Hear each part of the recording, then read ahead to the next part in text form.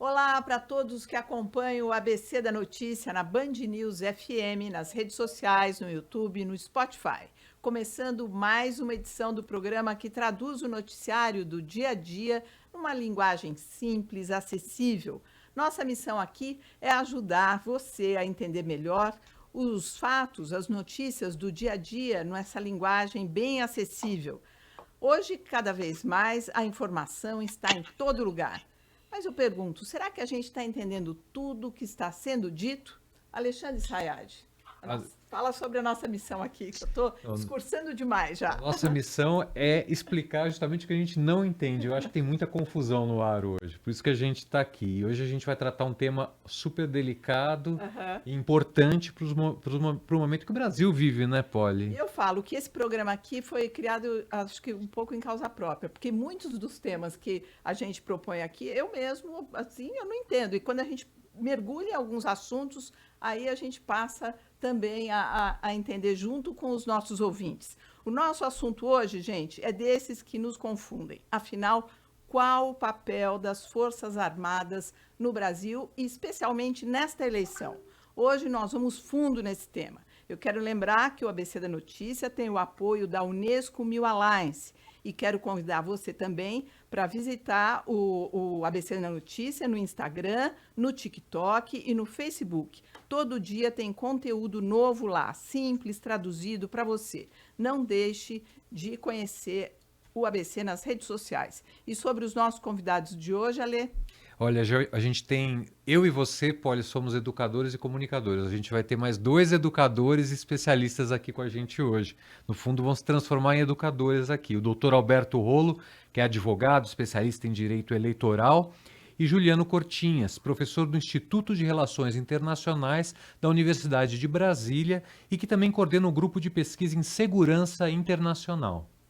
Olha, eu quero dar as boas-vindas para eles, agradecer muito a presença e gostaria, então, de começar aqui a primeira pergunta com o doutor Alberto, porque a minha primeira pergunta é o seguinte: a gente sabe que todos os países, doutor Alberto, têm uma força militar que tem a tarefa de todos os países têm, grandes ou pequenos, têm ali uma força-tarefa que é para defender o país de uma ameaça externa e também, como é o caso do Brasil, para proteger os 3 poderes, o executivo, o legislativo e o judiciário. Sempre que precisa, solicita ali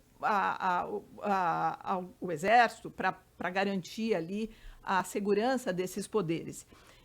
E aí eu pergunto, nesse momento da eleição, para que serviria as Forças Armadas? Qual seria o papel das Forças Armadas nesse momento? Bem-vindo, muito Oi, obrigada pela Maria presença. Cristina Poli. É um prazer estar aqui com você, com Alexandre Sayad, no programa ABC da Notícia, da Band News FM.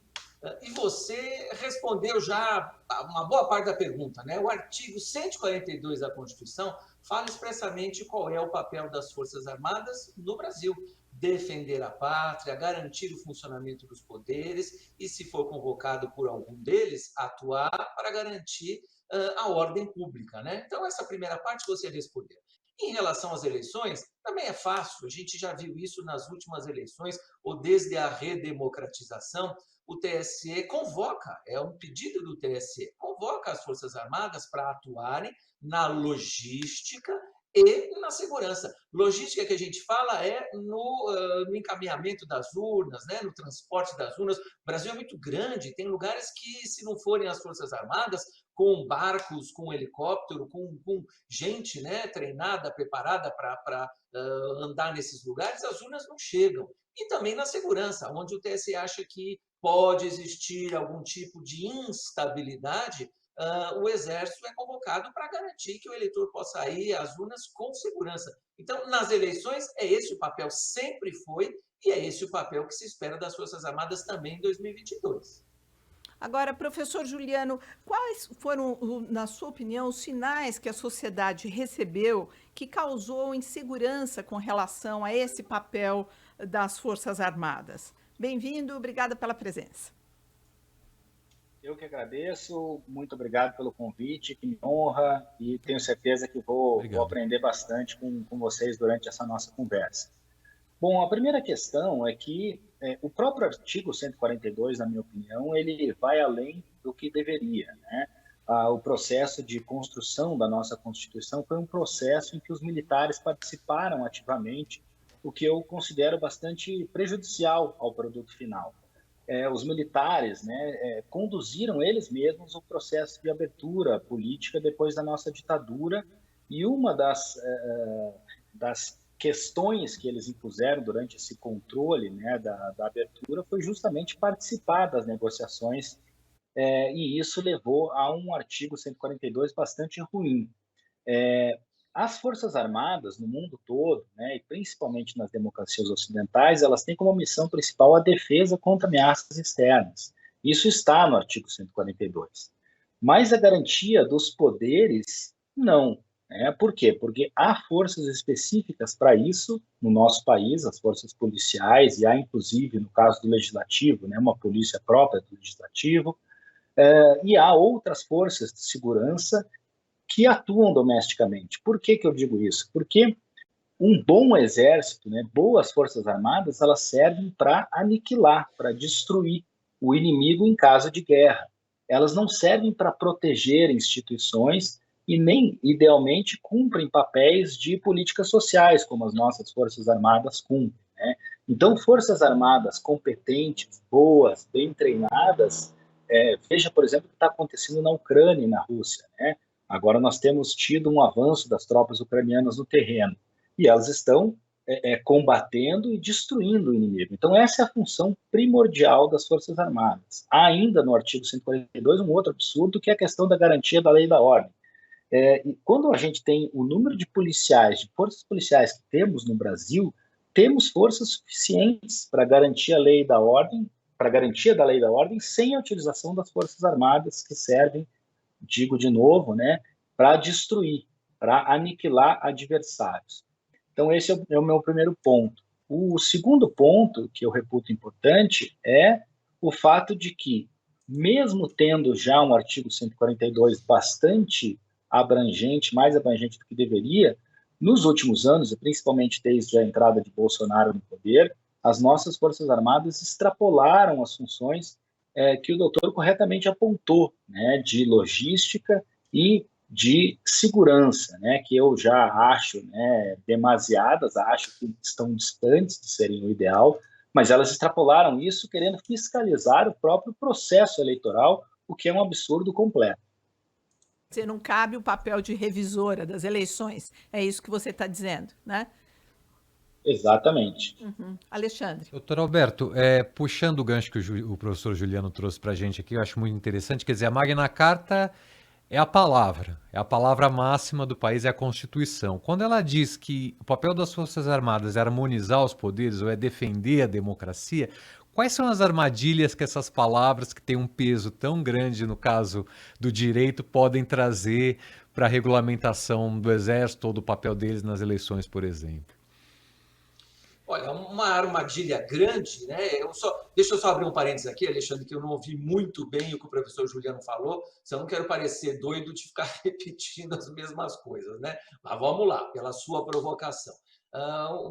Palavras mágicas que podem tentar justificar de alguma maneira essa participação mais ostensiva das Forças Armadas, onde não deveria participar, né? Porque, como você falou, a Constituição define o papel dos três poderes: legislativo, executivo, judiciário, e o poder judiciário dividido também em TSE, é o responsável pelas eleições, tudo aquilo que diz respeito às eleições, né? Agora, as palavras mágicas podem ser: eu, Poder Executivo, estou sendo lesado, eu, Poder Executivo, não confio que o TSE está agindo corretamente ou que o sistema da urna eletrônica é seguro, por isso eu preciso convocar as Forças Armadas para ajudar a garantir a democracia. Aí você mudou a situação fática, né? De uma maneira que você consegue até justificar, tenta justificar, mas consegue justificar uma participação mais ostensiva das Forças Armadas, onde não há necessidade. Ninguém quer uma eleição fraudada, ninguém quer uma eleição não justa, não livre. Então, o TSE faz, né, suficientemente o seu trabalho, a sua lição de casa, para garantir isso. A gente pode mencionar aí, eu sempre falei aqui na Band News, várias etapas de segurança e de auditabilidade das urnas eletrônicas. Por exemplo, código-fonte ficou aberto aí quase um ano agora, semana passada, é que o ministro Alexandre Moraes lacrou o código-fonte, mas ficou à disposição. Poucos partidos foram lá. As Forças Armadas foram, e eu não ouvi ninguém dizendo que não funciona, o código-fonte está errado. Código-fonte, o que é? Né? Para os ouvintes, para os internautas entenderem. Código-fonte é a programação, é como é feito o programa, o que o programa vai fazer quando recebe o seu voto, como ele vai apurar o seu voto, como ele vai contar o seu voto. Então, se eu abrir o código-fonte para qualquer um ver, era só ir lá no TSE, e ninguém falou nada, é porque não tem motivo para desconfiar, né, Alexandre? De retomar aqui com o Juliano, porque assim as Forças Armadas elas foram convidadas a participar, né, doutor Alberto, da Comissão de Transparência das Eleições. Quer dizer, elas poderiam dar sugestões para ampliar o processo eleitoral. Na sua opinião, eles não deveriam ter feito esse convite às Forças Armadas? Quer dizer, na sua opinião, Forças Armadas não combinam com esse momento da vida política do país, é isso?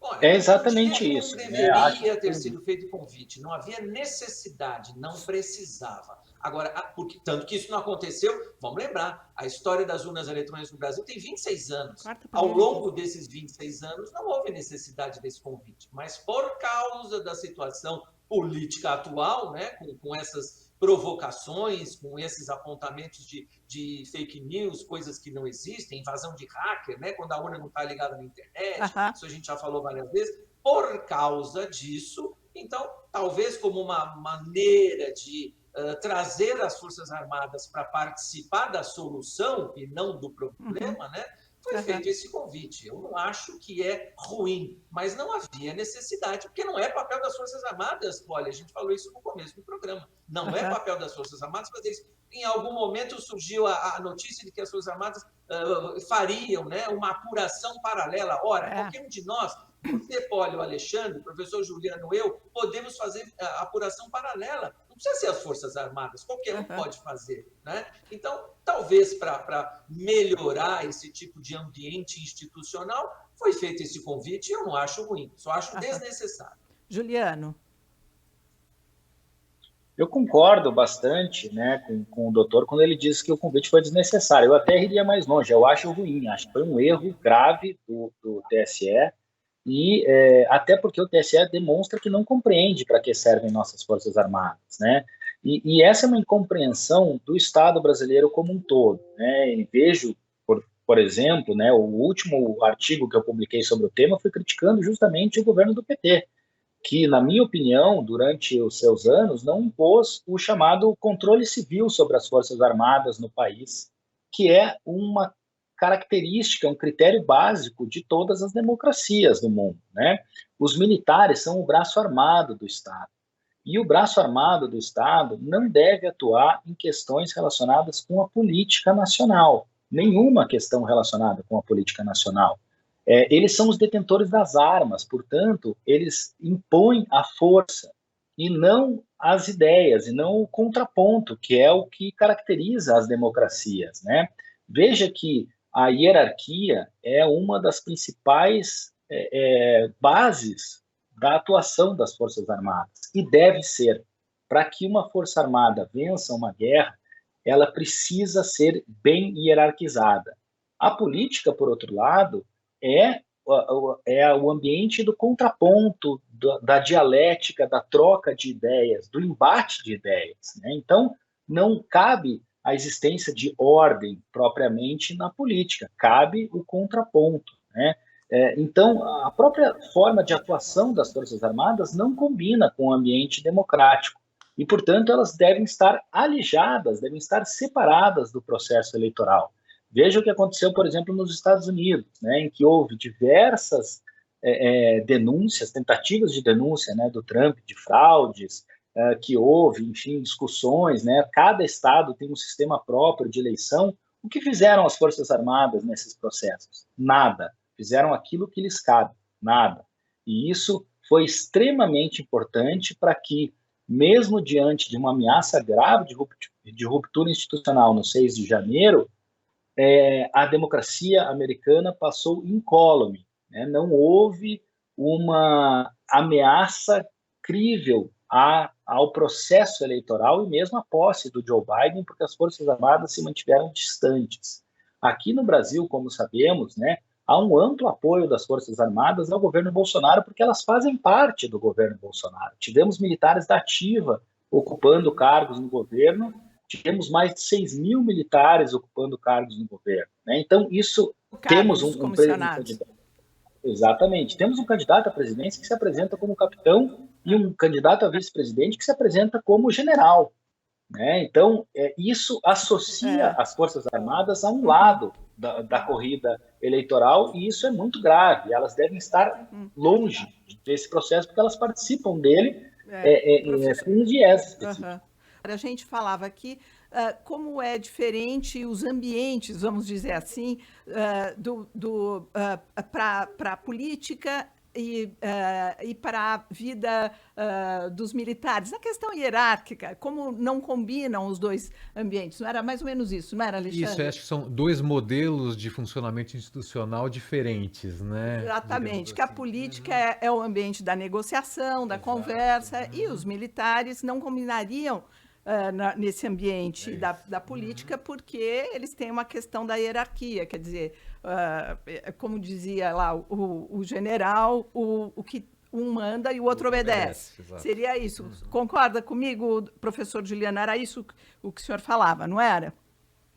Exatamente, né? E tivemos aí um desempenho absurdo, né, do Ministério da Saúde, por exemplo, na época do general Pazuello, justamente por isso, porque o Bolsonaro dava ordens absurdas e ele achava que tinha que cumpri-las sem ouvir os técnicos que estavam abaixo dele. Agora, doutor Alberto, prerrogativa histórica, né? A história a gente não apaga, correto?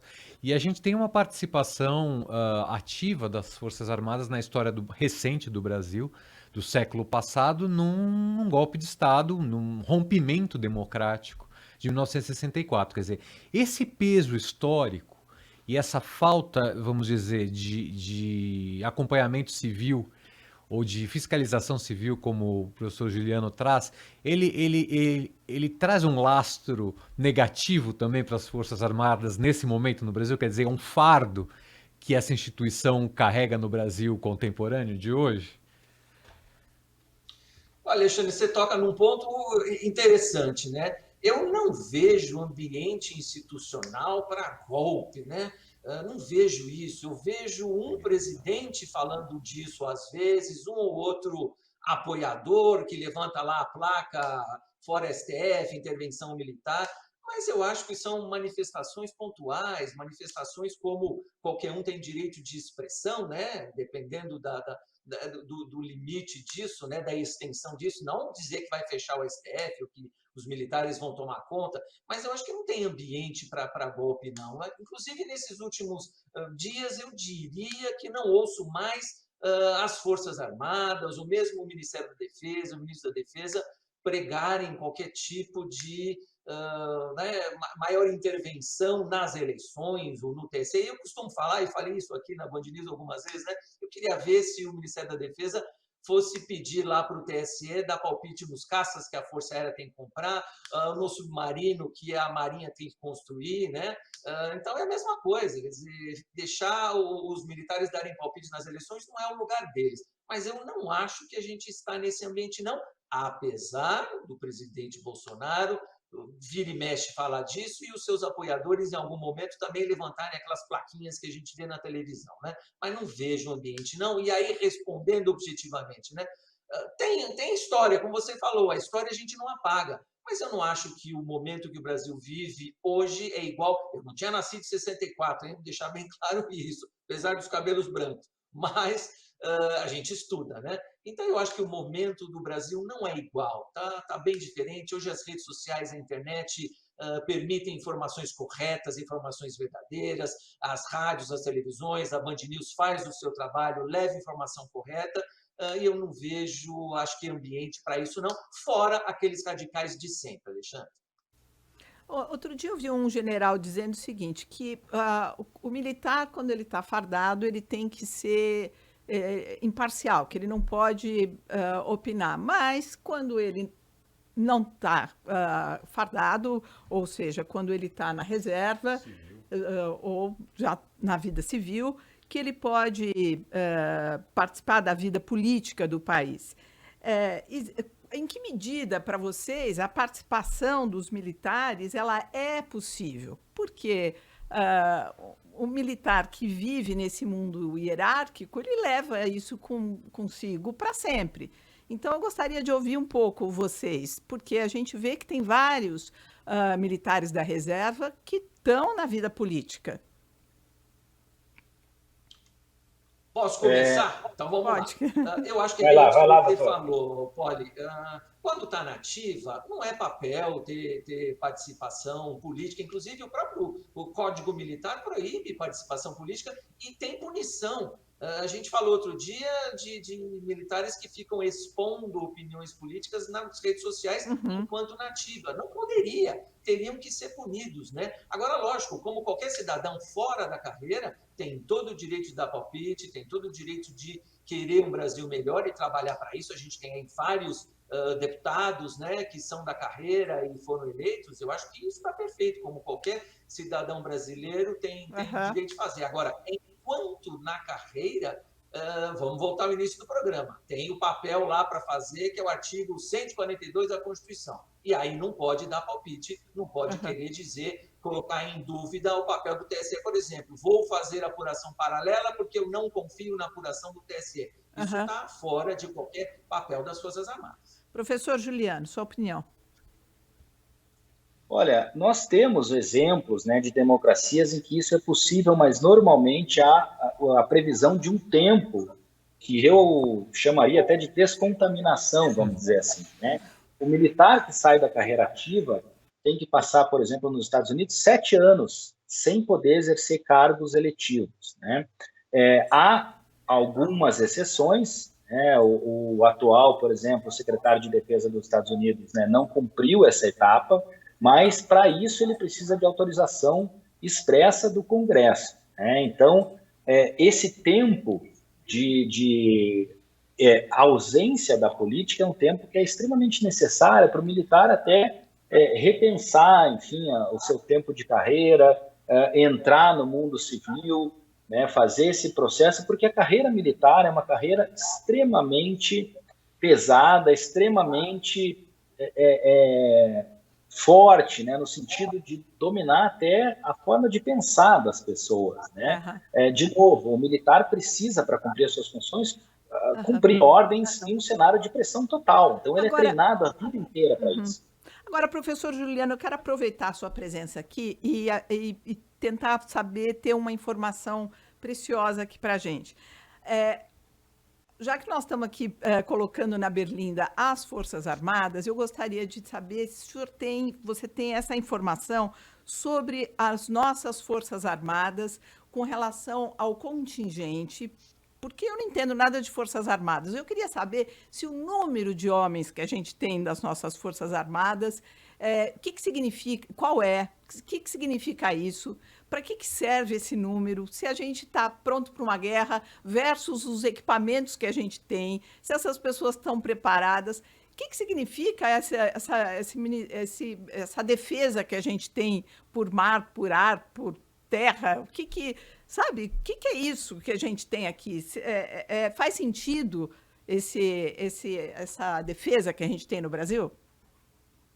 Olha, aí tocou num ponto fundamental e é um ponto que eu sempre trato nas minhas pesquisas, então eu posso me debruçar bastante sobre ele, né? Nós temos cerca de 370 mil militares na ativa.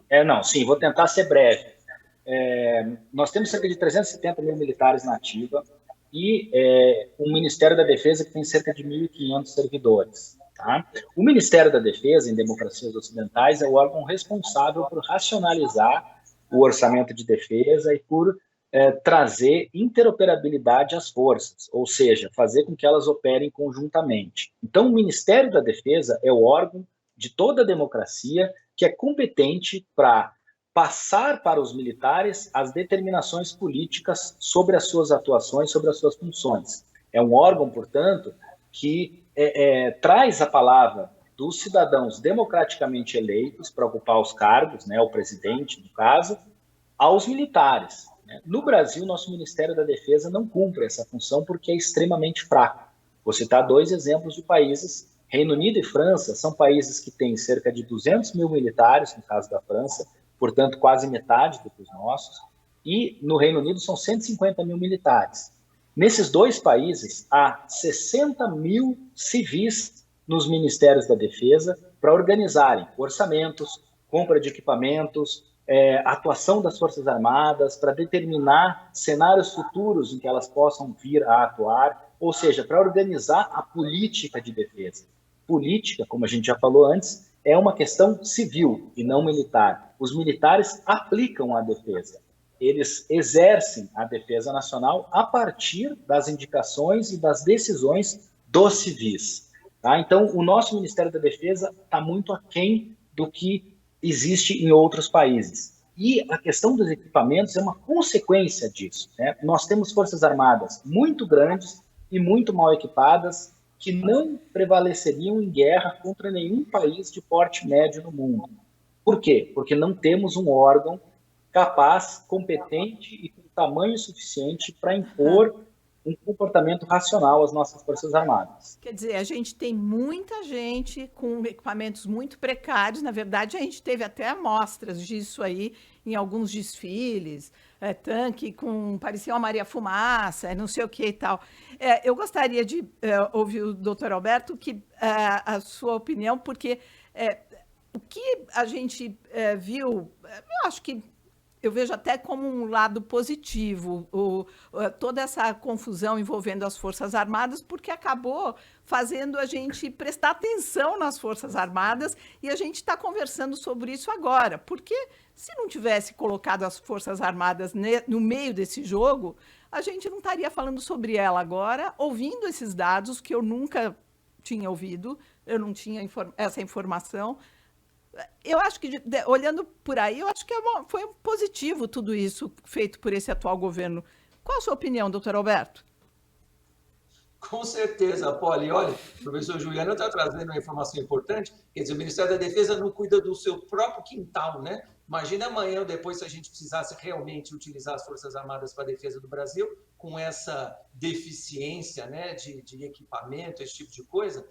Que bom, então a gente pode passar a cobrar agora do Ministério da Defesa que cuide das suas necessidades para que o Brasil tenha uma defesa eficiente, uma defesa moderna, uma defesa que vai realmente trabalhar, né? Agora, com certeza, o que você falou é importante porque os nossos olhos... Era uma coisa tão natural, né?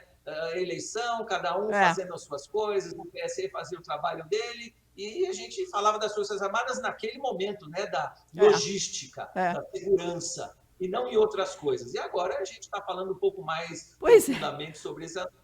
Como se diz no direito, colocou luz em cima das Forças Armadas, essa situação toda. Acho que a gente está separando o que é atávico do Brasil, o que é genético, que é uma herança do Brasil, daquilo que a gente precisa discutir e trabalhar sobre, né? Porque política é um assunto para todos.